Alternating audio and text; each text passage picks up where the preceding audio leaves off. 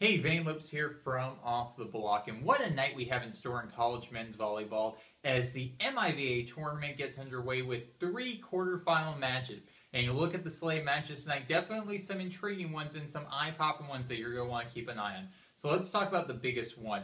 First and foremost, we're going to Fort Wayne, Indiana as the number 4 seed IPFW takes on the number 5 seed Lindenwood. And you know, it's a 4-5 matchup right here, and these are two teams I think are going to play a very tight, very close game that could go 5. IPFW, of course, a very well-coached team. Coach Arnie Ball in his final season before he retires at the end of the season. They've already named the court after him. Now he's looking to get one final home victory, and it's going to be really interesting to see if IPFW can pull it off. You know, they lost their star outside attacker in Andrew Solane, and really since that they've been kind of struggling a little bit for offense, but they really seem to get things going in their last match, a victory against Grand Canyon and the regular season. And then on the other side of that, you have Lindenwood, Chris Dorn. He's building that program. They've been really clicking in the second half of the season with some impressive non-conference wins and also some impressive conference victories. And I'll tell you, the player you'll want to watch for Lindenwood is Colin Hackworth. He's averaging about 3.5 kills per game. He's been a dynamic player this season. He made the first team all-conference. And if he can get hot, he can be someone who can propel Lindenwood to their first postseason win since joining the MIVA. So IPFW Lindenwood, one match you're going to want to keep an eye on. The other one is going to be Ball State versus Ohio State. Ohio State's coming in here as the number 3 seed.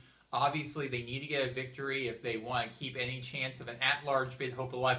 Seems probably a little unlikely after their 2 regular season losses last week against Lewis and Loyola. However, maybe still a little bit of a slim hope, but for that to happen, they're going to have to beat Ball State. And the good news is, for the Buckeyes, they've done very well against Ball State in the postseason. They're on a 9-match winning streak against the Cardinals dating back to the 1990s in postseason play.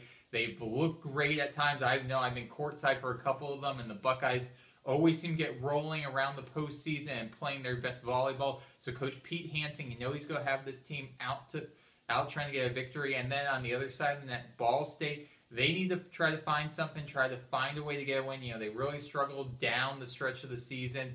They lost 6 matches before winning the regular season finale. But the good news is for them, they had a bye week going into this, so they haven't played in 2 weeks, which usually is a bad thing. However, I think for the Cardinals it was a good thing because they had so many players beat up, got some players healthy. This is a team that knows that they can beat Ohio State. They've done it earlier this season, but they're going to need a big performance from a lot of players, especially their freshman middle attacker, Matt Walsh. If he's able to have a big night and the outside attacker is able to go, maybe Ball State can pull off an upset. Be tough. That's a good Ohio State team, but there is a possibility. So once again, we have some exciting volleyball matches tonight, and you're going to want to stay here at offtheblogblog.com for all your men's volleyball postseason coverage.